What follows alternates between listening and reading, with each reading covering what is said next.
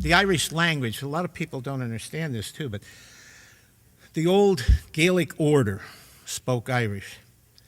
And it went that way up until the famine. At the time of the famine in 1847, about 85% of the population spoke Irish.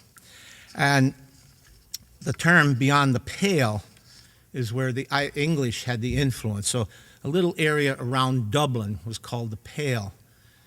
And that lasted until in the 1600s, which is the point where everything kind of split.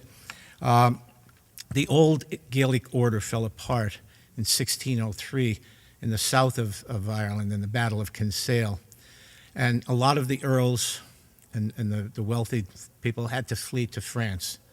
One of them was Hennessy, and he developed cognac. So he came from the north of Ireland. But there's that period is called the Flight of the Earls. And not too long after that, Oliver Cromwell came to power. So between 1641 and 1650, he just ruthlessly destroyed, the Irish. In the town of Dundalk, I think he killed 30,000 people in a day or two. And the cry was, to hell or to Connacht. And Connacht is a province in the west of Ireland, which is County Mayo, County Galway, Roscommon, Leitrim, and Sligo. And it was very poor land. What the English did was they started planting a plantation system in Northern Ireland in those counties. So they were bringing Scots people over, putting them in Protestant people, so that part of Ireland then became predominantly Protestant. And the English language came in. So English was spreading more and more. And I'd say at the time of the famine then, it was probably the end of it. And that's why Dr. Douglas Hyde, whose essay I read to you, saw something that needed to be done because everything was being wiped out. A country without a language is nothing. And his efforts to bring it back seem to have succeeded. Although, and then the other thing is the Irish government, the official language of the Irish government is Irish. And English is the secondary language. But if you go into most places, not too many people would be speaking Irish to you. There are signs, if you saw some of the, this is the area around Belderg there. That's Michael again, that's Maureen at 7. Now, this is taken last October, so it's the same scene, his house looking down at the sea. If that were in America, we'd have a $1 million hotel planted there or something. But the signs are in Irish first, and then English on the bottom.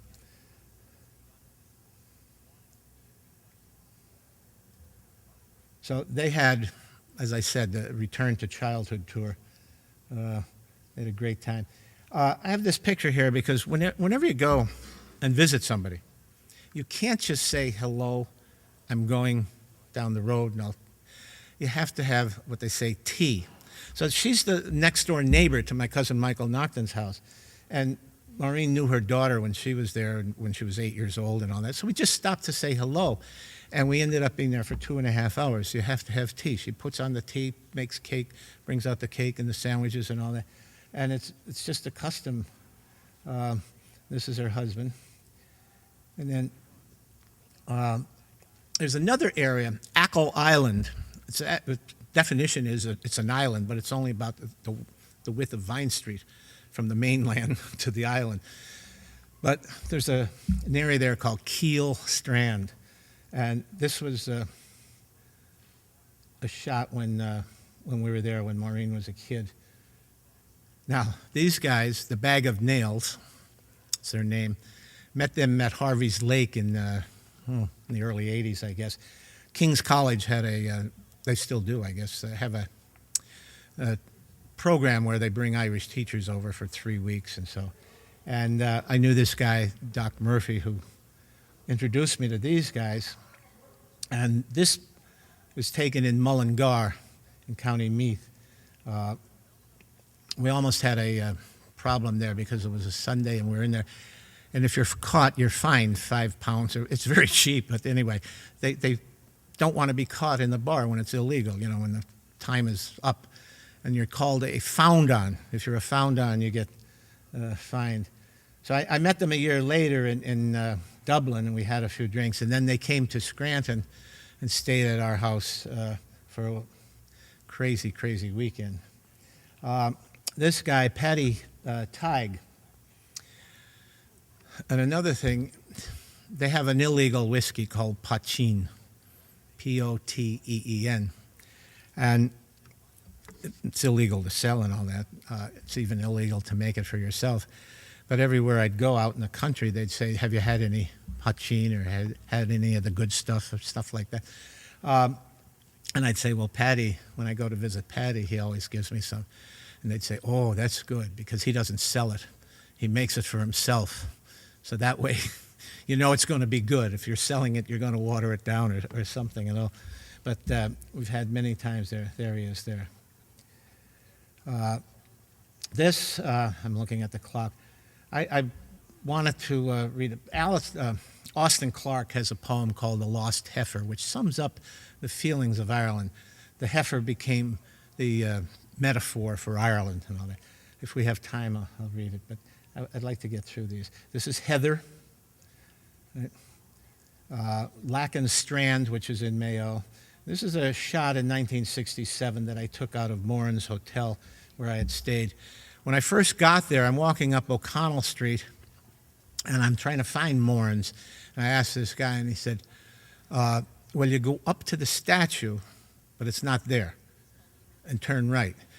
About 6 months before I got there was a statue on O'Connell Street of Lord Nelson, and a few of the lads blew it up, but the statue's not there, but they're still saying, go up to the statue and turn right. Then I met another guy, and I got up on top of this building, Liberty Hall, which was a union building, and I got some shots. This is the River Liffey, which runs through Dublin.